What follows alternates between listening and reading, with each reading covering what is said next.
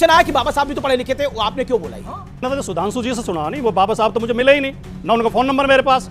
वो हमारा एक बाबा, वो तो रावण से फोन पर आपने कैमरा में देखिए, मैं किसी के बीच में नहीं बोला था।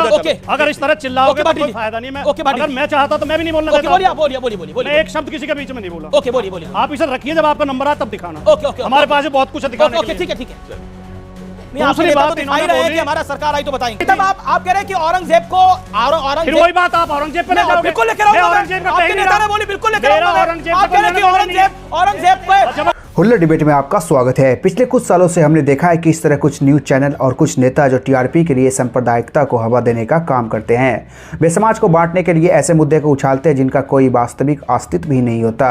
होली और जुमे की नमाज का भी यह मामला ऐसा ही था, लेकिन अब उनकी कोशिशें नाकाम रही।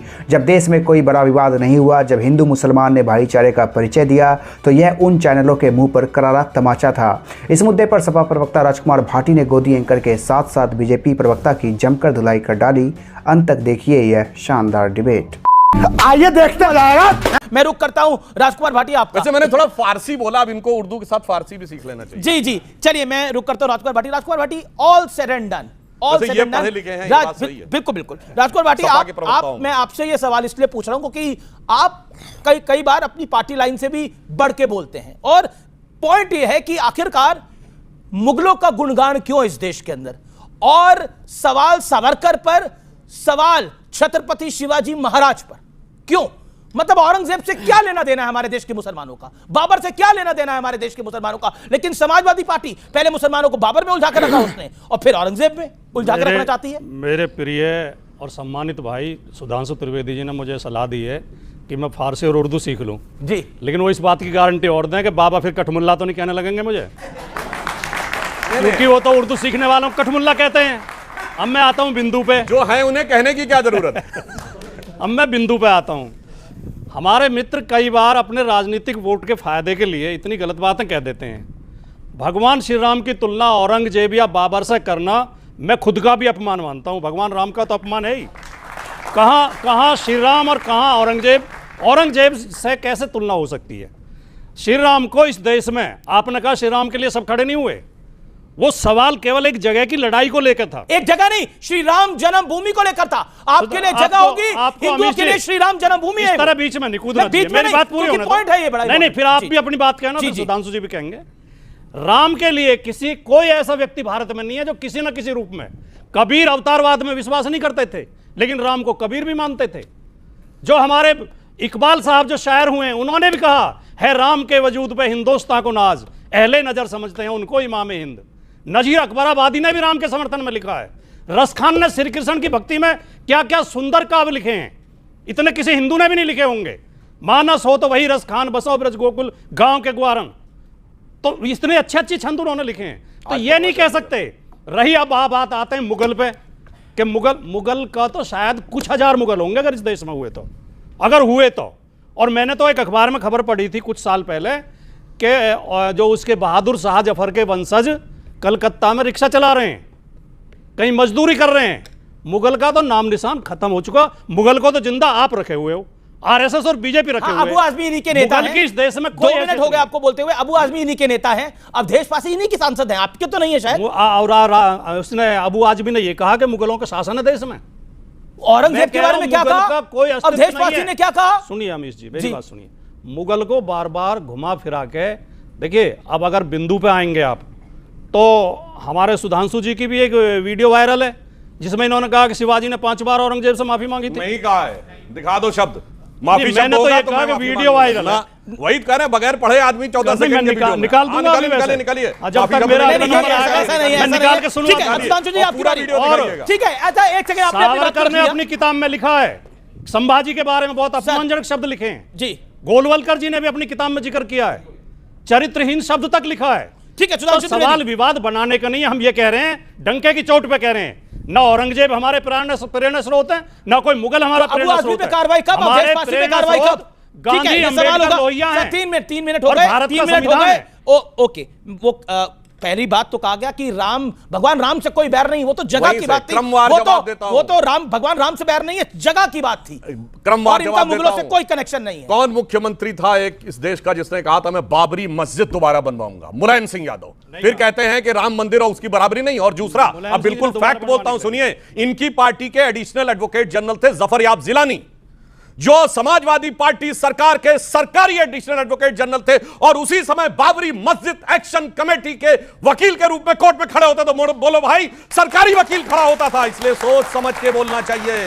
सरेआम सबने बोला था। इसीलिए मैं बताना चाहता हूं, ये एक्चुअली में इन्होंने कहा कुछ हजार मुगल बचे होंगे। ये 2007 में औरंगजेब की मौत की 300वीं वर्षगांठ पे कितना बड़ा जलसा हुआ था, देखो दिल्ली में कुछ हजार लोग आए थे। मैं पूछना चाहता हूं, दिल्ली में औरंगजेब के नाम के खानदान के नाम पे सड़क क्यों रखी गई थी? औरंगजेब के पूरे खानदान के नाम पे सड़क है। औरंगजेब रोड है, शाहजहां रोड है, जहांगीर रोड है, अकबर रोड है, बाबर रोड है, तुगलक रोड भी है मेरे भाई। ये क्यों रखी गई थी? इसीलिए मैं कहना चाहता हूं, हकीकत ये नहीं। ओके, सवाल क्या है आपका, बोलिए सर। मेरा एक सवाल है, जैसे अभी आपने देखा होगा, उन्होंने बोला हमारी सरकार आने दो, हम दिखाएंगे।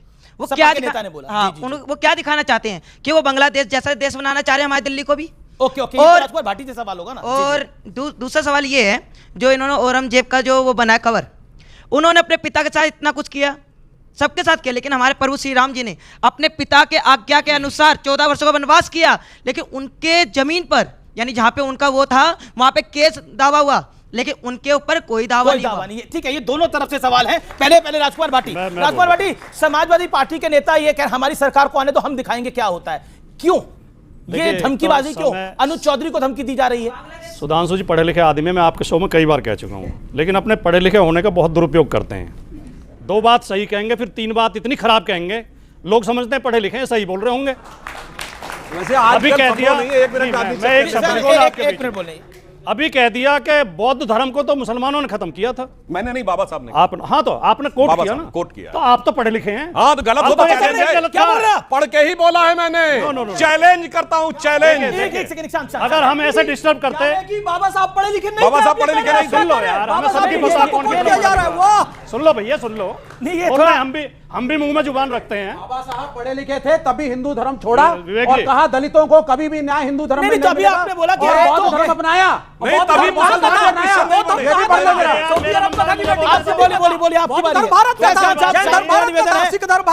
फैज खान साहब, अब एक ऑब्जेक्शन आया कि बाबा साहब भी तो पढ़े लिखे थे, आपने क्यों बोला? दूसरी बात इन्होंने कही, मैंने तो सुधांशु जी से सुना नहीं, वो बाबा साहब तो मुझे मिले ही नहीं ना, उनका फोन नंबर मेरे पास। वो हमारा एक बाबा, वो तो रावण से अपने कैमरा में। मैं किसी के बीच में नहीं बोला था। अगर इस तरह चिल्लाओगे तो कोई फायदा नहीं। मैं अगर मैं चाहता तो मैं भी नहीं बोलना देता। बोलिए। मैं एक शब्द किसी के बीच में नहीं बोला। ओके, बोलिए। आप इसे रखिए, जब आपका नंबर आए तब दिखाना। ओके, हमारे पास बहुत कुछ है दिखाने के लिए। ठीक है। चलिए, दूसरी बात इन्होंने बोली, हमारा सरकार आई तो बताएंगे। ओके, दूसरी बात बोली, चंद्रगुप्त मौर्य ने शक, हूण, मुगल, मंगोल सबको मार कर भगा दिया था पंचनदी तक। मौर्य ने खाली नहीं, आपने कहा, मैंने कहा चंद्रगुप्त मौर्य कभी बिहार से बाहर गया नहीं था। शक, शक, हूण कब आए हैं? चंद्रगुप्त मौर्य के बहुत बाद आए हैं। मैंने सेल्यूकस चंद्रगुप्त हुआ है सेल्यूकस बोला भाई। 600 ईस्वी, 500 ईस्वी मैंने सेल्यूकस बोला, सेल्यूकस रिकॉर्डिंग में। आप अगर अरे भाई आप गलत कोट कर रहे हैं, मैंने सेल्यूकस बोला। आप ऐसा करते नहीं, आप सेल्यूकस बोला और आप पे भी असर हो गया क्या दूसरे पर? भाई मैंने सेल्यूकस बोला, अभी मैं चैलेंज करता हूं। क्या बोला था? मैंने सेल्यूकस बोला था, सेल्यूकस को अफगानिस्तान तक मार के भगाया। जो शर्त चाहे लगा सकता हूं, चलो शर्त लगाइए, शर्त वाला कार्यक्रम नहीं है, शर्त वाला कार्यक्रम नहीं है। सेल्यूकस को मार के भगाया। सेल्यूकस भी चंद्रगुप्त मौर्य के टाइम में हुआ है। शकून आए हैं 1ली शताब्दी के आसपास। न शकों को किसी ने भगाया, न हूणों को भगाया, न यूची को भगाया, न मुगलों को भगाया। सब यहीं आए इस देश में, यहीं बस गए। हूण भी यहीं है, हमारे बीच मिले हुए हैं। हमारे बीच में है हूण। ये हंसने की बात नहीं है। सुधांशु जी कृपया आप ऐसा ना करें, आपके इस देश में एक छवि है। ठीक है, वो हूण हमारे बीच में है। आपने मिला हुआ आदम गोंडवी को? नहीं, हमें कोई इतिहासकार नहीं थे। आदम गोंडवी इतिहासकार नहीं थे। हमें कोई हूण, कोई अच्छा इतिहासकार नहीं थे वो। चलिए आदम गोंडवी को भी सुन। हाँ, हमें कोई हूण, कोई शक, कोई मंगोल है। दफन है जो बात, अब उस बात को मत छेड़िए। जो पढ़ा लिखा आदमी होगा इस बात पे हंसेगा नहीं। हम किसी भी पार्टी को समर्थन करते हो, किसी को भी वोट देते हो, ये देश तरक्की तब करेगा जब हम शांति से रहेंगे, मेलजोल से रहेंगे। इस देश में हम ऐसी घटनाएं बहुत उठा सकते हैं। देश में संविधान लागू हुआ 1950 में। 1950 से पहले जितने भी शासक थे वो किसी कानून को नहीं मानते थे।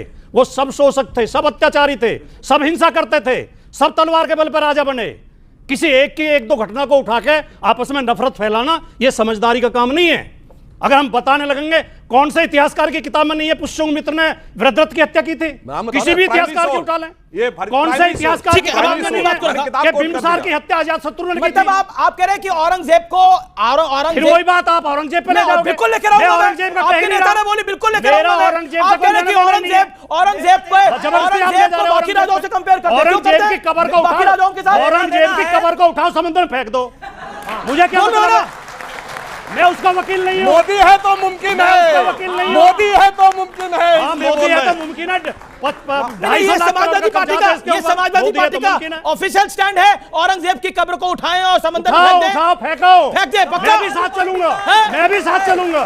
फेंको और इनसे कहो कुदाल लेकर आए। आप देख रहे हैं देश का सबसे चर्चित कार्यक्रम आर पार का होली स्पेशल एडिशन।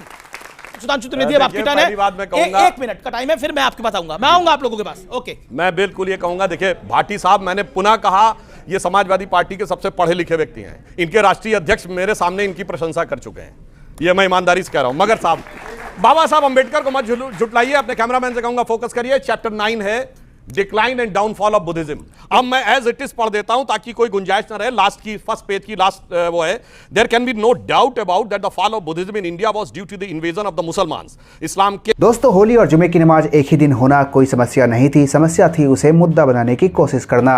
लेकिन इस बार जनता ने यह साफ कर दिया है कि वह अब इन साजिशों को समझने लगी है। देश में हिंदू मुस्लिम एकता को तोड़ने का प्रयास बार बार होंगे, लेकिन हमारी मजबूती और आपसी प्रेम हर बार उन कोशिशों को नाकाम करती रहेगी। यही भारत की असली ताकत है और यही संदेश इस होली और जुमे की नमाज ने पूरे देशवासियों को दिया। हम एक हैं, हम एक हैं और हम एक रहेंगे। इस पर आपकी क्या राय हमें ज़रूर बताएं। वीडियो पर लाइक कमेंट करना ना भूलें। अगर आपने चैनल को अभी तक सब्सक्राइब नहीं किया है तो अभी सब्सक्राइब कर लें। धन्यवाद।